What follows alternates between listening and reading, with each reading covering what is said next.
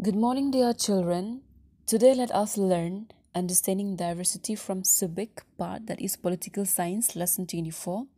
And before proceed to the chapter, I would like to explain what is diversity. Okay, so diversity is a range of different things. It is actually a Latin word, even it has French synonyms, and it is used in English also, that we all know. So diversity occurs in terms of religion, languages, cultures, and in terms of reason. Okay, so in details we're going to learn in this chapter. So let's start. Various forms of diversity in our everyday environment. India is a land of diversities. We find these diversities in all walks of our social life, especially in the areas of family, economic activities, language, caste, and religion. Okay, so even then we are Indians first and Indians last. Okay, even then we are Indians first and Indians last. There is a common cultured thread which binds us all. Let us study these diversities which can at times hamper our social life and endanger our national integrity. Okay, let's start with diversity in family structures. If we look around, we find two types of families. That is joint families and single or nuclear families, isn't it? So, in a joint family, father, mother, grandfather, grandmother, uncle, aunt, and cousins live together under one roof, while in a nuclear or single family, father and mother live with their unmarried children. In our country, the system of joint family has prevailed for a very long time because it has some advantages of its own. Let's see what is that. The first point, the joint family depends upon consideration, cooperation, and shared love. Hence, it it is a source of strength. Any unsocial element can disturb a single family or a nuclear family, but it cannot easily touch a joint family. Joint family. Number two, in agriculture, many hands are required for different jobs like sowing, watering, reaping the crops, etc. For this reason, the joint family is more suited. Number three, in terms of need or death, other members of the family can bring up the children of the parents who are no more. Number four, where both the husband and wife are working, the joint family is the best. Okay, so no doubt the coin has the other side too. Obviously, a joint family has certain demerits also. Okay, certain negative points also. What are they? We have 3 points here. First, a joint family leads to disagreements and quarrels over the distribution of joint property. So a nuclear family is preferred these days. Housing a great problem for a joint family. It is not so far nuclear or small family. A nuclear family can adjust in a small house. So in the joint family, a person cannot take independent decision. His or her initiative needs to be approved by the elders. But in a nuclear family, it is not so. So we see that the joint and nuclear families have merits and demerits of their own, and one can make the choice according to his or her needs and beliefs. So joint family needs to disagreements and quarrel for the distribution of joint property, and also a nuclear families prefer these days. Hum do hamare do. All right. And next we have diversity in economic activities. So India is a vast country. It has all types of geographical features and climate reasons. All such factors greatly affect the economic activities of the people. So they adopt themselves according to the geographical areas in which they live. So under here we have, under diversity in economic activities, we have three types of activities. They are primary activities, secondary activities, and the territory occupation or activities. So first, let's see the primary activities or primary sector. So primary activities include those occupations which are closely related to man's natural environment, like gathering, hunting, fishing, lumbering, animal rearing, farming, mining, etc. Next is secondary sector or secondary sector activities. The occupations which produce finished goods by using the products of primary activities as raw materials are included in secondary activities. Okay, so manufacturing of cloth from cotton, sugar from sugarcane, and steel from iron ore are some important example of secondary activities. And the third one is tertiary activities. So in here people offer their service for a payment, like teaching, banking, engineering, clerical jobs are tertiary activities. And tertiary activities consist of all service occupations like transport, communication, trades, health, education, and administration are some important example of tertiary activities. Thus, there are three categories of activities: primary, secondary, and tertiary, in which people are engaged. All three activities are important in a society. Okay. Now let us proceed to the next, that is diversity in languages. So in our country there are 22 official languages.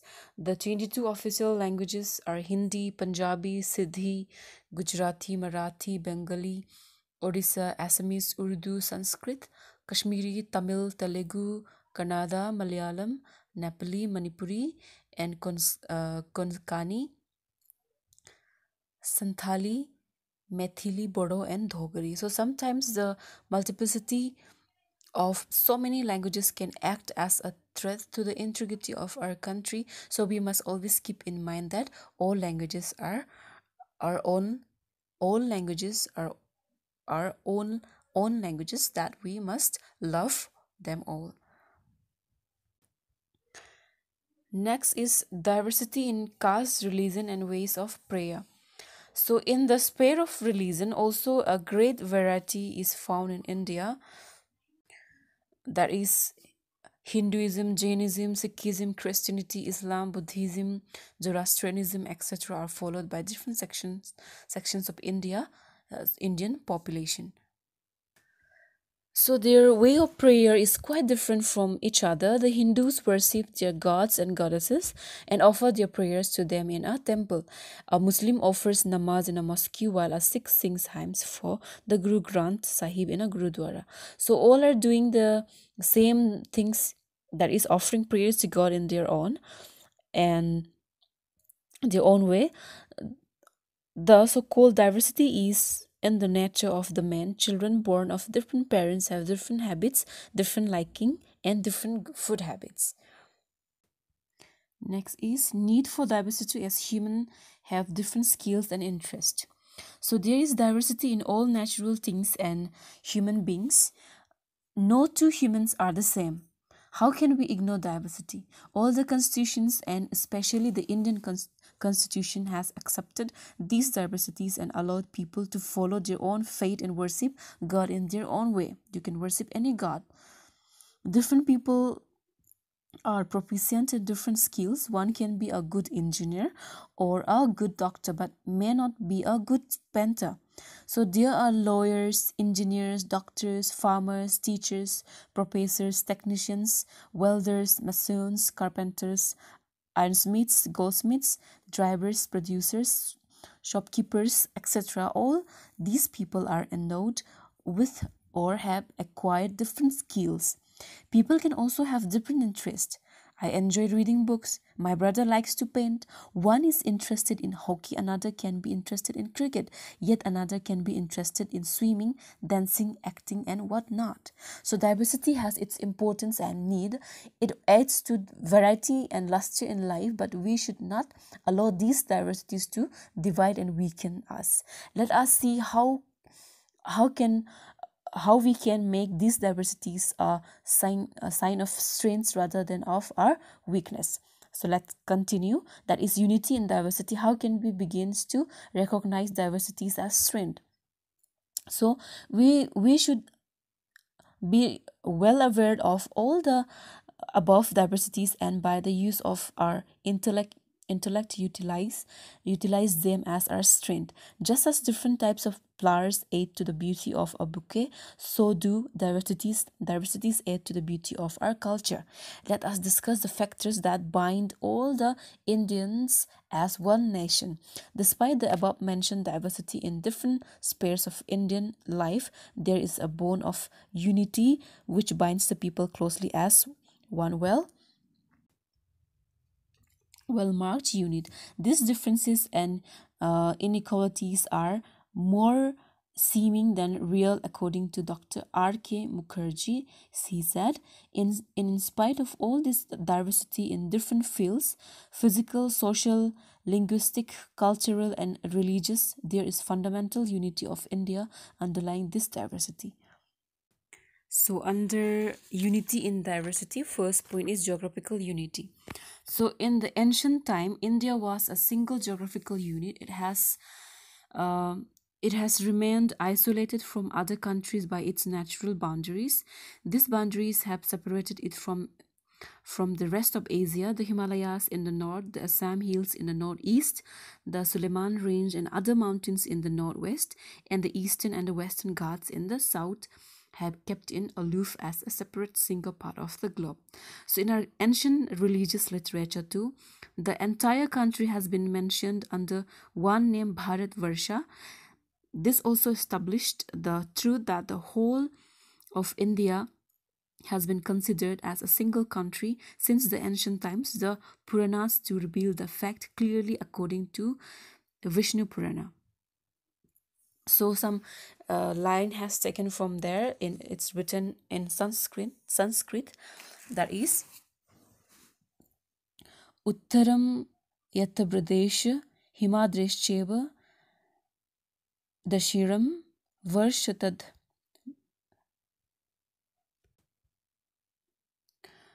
Varshatad Bharatam Nama Bhartiya Yat Santiti. So that means the country situated to the north of the ocean and in the south of the Himalayas goes by the name of Bharat. The people of this region are the offspring of Bharat. Okay. Next is political unity. So politically too, India as a whole had been considered as one unit. In ancient time, the Rajas and the Maharajas were always eager to establish their rule over the whole of India. Ashoka could bring almost the entire country under his domination. Afghanistan and Balochistan were also included as part of the empire.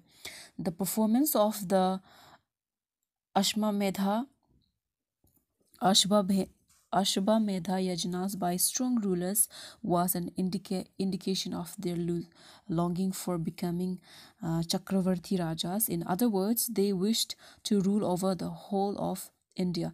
Some of the sultans of Delhi, like Aladdin Khilji and Muhammad Tughlaq, had attempted to conquer the whole of India. Akbar and later on the British rule gave India a political unity not known before.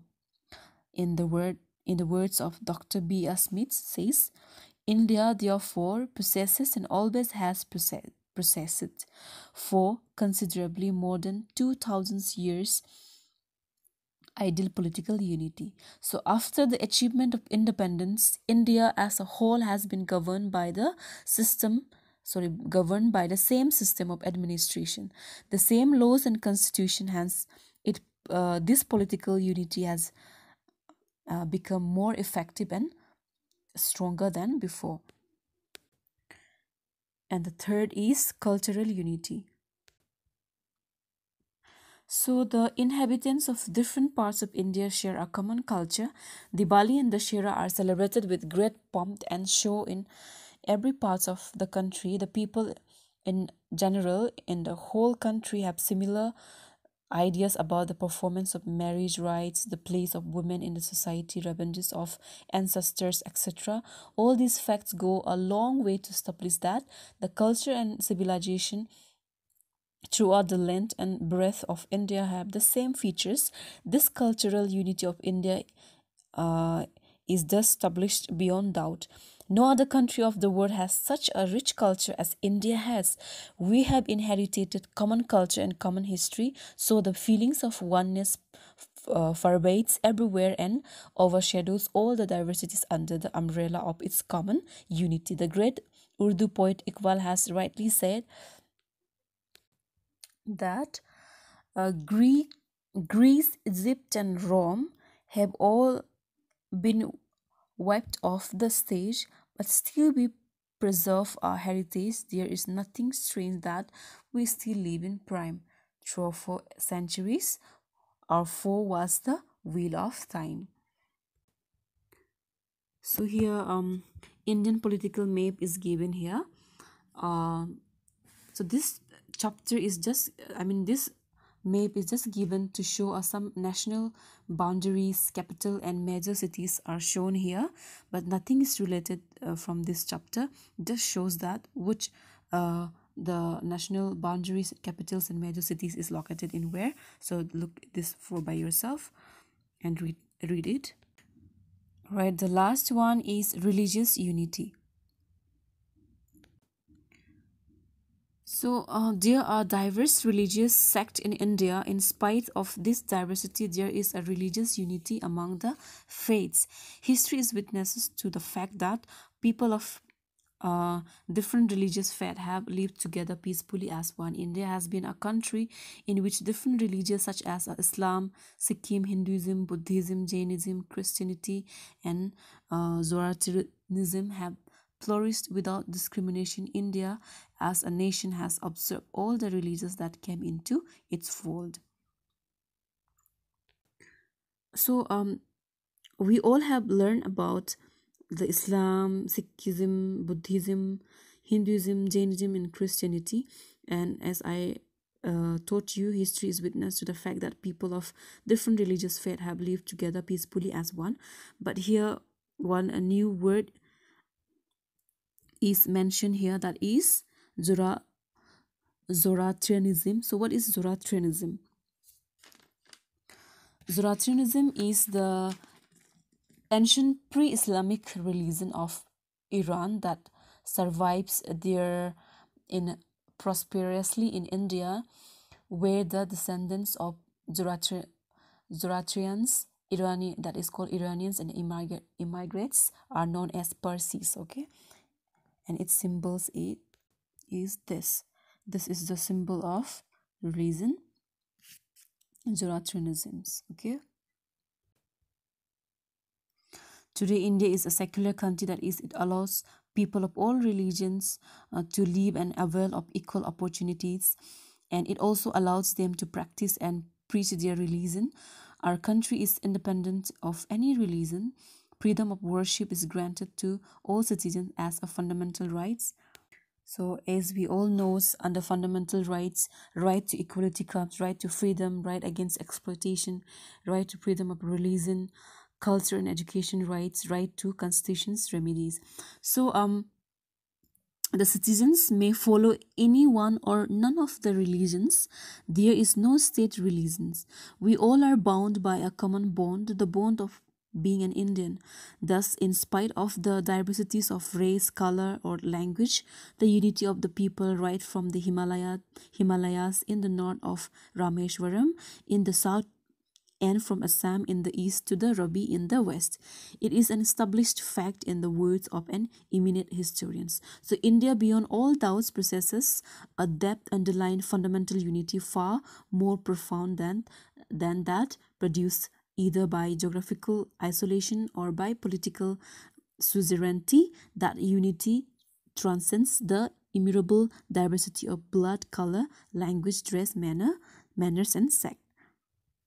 So this story is ended up here. So let us learn from this chapter that what is diversity. So diversity occurs in terms of religions, languages, cultures, and in the terms of religions. And under diversity in family structures, we have two families, that is joint family and single or nuclear family, and they have their own merits and demerits. And diversities in economic activities, under there we have primary, secondary, and the territory occupations. And diversity in language and religion, caste, and the way of prayer. And need for diversity, as humans have different skills and interests, and unity in diversity, how we can begin to recognize diversities as strength. Under there we read 3 points, that is geographical unity, political unity, and cultural unity. Sorry, 4 point, and the last one was religious unity. So in other aspects, we all are different. We speak different languages at home and like different types of food, wear different kinds of dresses, worship different god. But we all are Indians. We love, so we live together, work together, and each individual is unique and act different from each other. That is called a diversity. Okay.